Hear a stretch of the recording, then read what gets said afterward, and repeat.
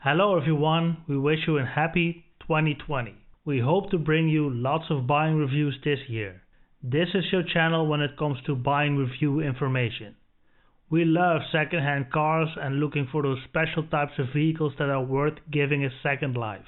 We kick off the year with a very special car, the Volkswagen Phaeton.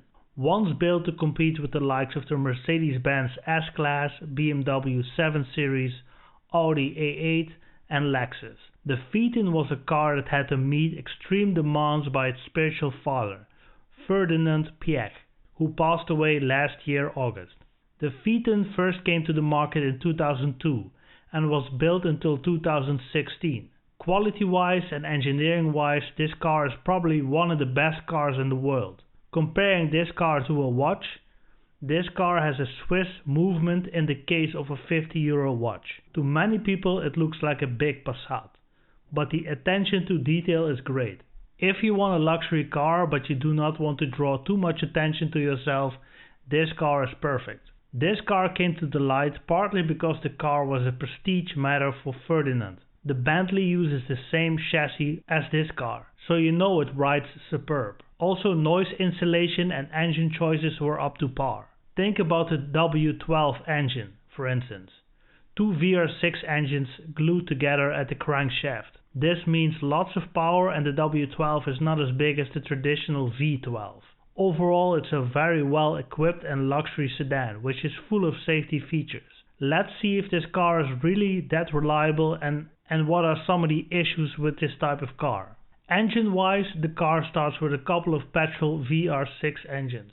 The 3.2 and the 3.6 VR6 engines with a power output ranging from 240 to 280 horsepower are the introduction entry-level engines for this car. The VR6 engines are quite bulletproof, being in production since the early 90s. As always, be aware of some oil consumption. This is kind of expected with VW engines and does not need to be a problem, unless it uses a liter of oil every 1,000 kilometers.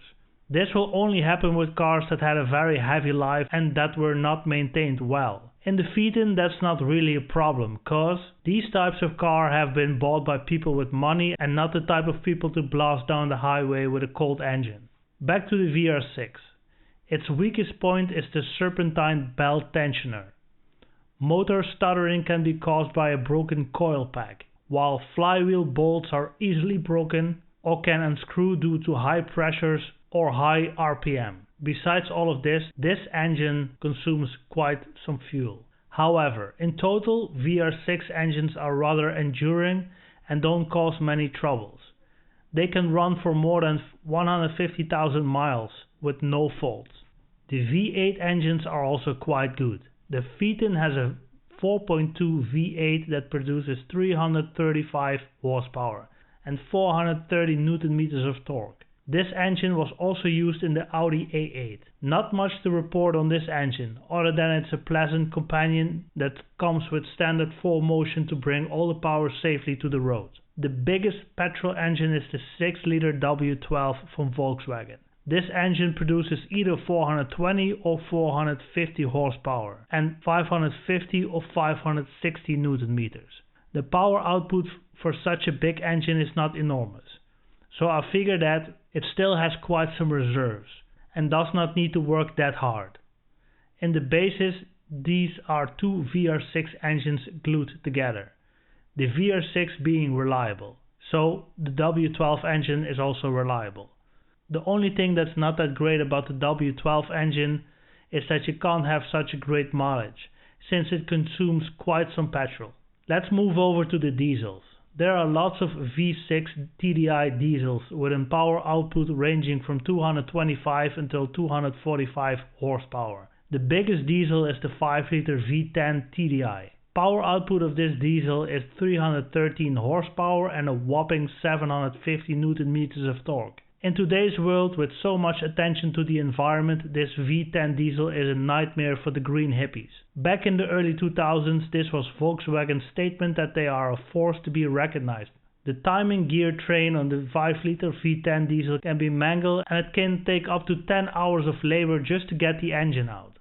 There can be oil feed problems to this camshaft, Cost of labor on these engines are massive. It takes a lot of time to get the engine out itself, since this engine takes all the space that is possible inside the engine bay. Only let work be done by Volkswagen specialists. These engines and cars are quite rare, so our figure knowledge is limited. There is not much information on the rest of the car in terms of chassis, drivetrain and rust. This car was engineered for perfection. It had to meet extreme requirements. It is in fact a Bentley with a Volkswagen jacket on. They were never really a big success since most of the people went for a Mercedes, BMW or Lexus instead. People that bought these cars loved them. But in this market segment, appearance is everything. And in that respect, the Phaeton was just a big Passat. This might be one of the most interesting cars to buy at the moment. It can still be bought for about 20 to 30k in euros. Still quite a lot of money, but only a fraction of the original purchase price back in the early 2000s. These cars are built like tanks, but don't spend every last penny you have on them. Keep some cash in reserve for potential repairs. These are big and complex vehicles which are built to conquer whole continents at high speed in great comfort, and it will be whisper quiet inside. Thanks for watching this buyer's review, and we hope to see you guys in the next one.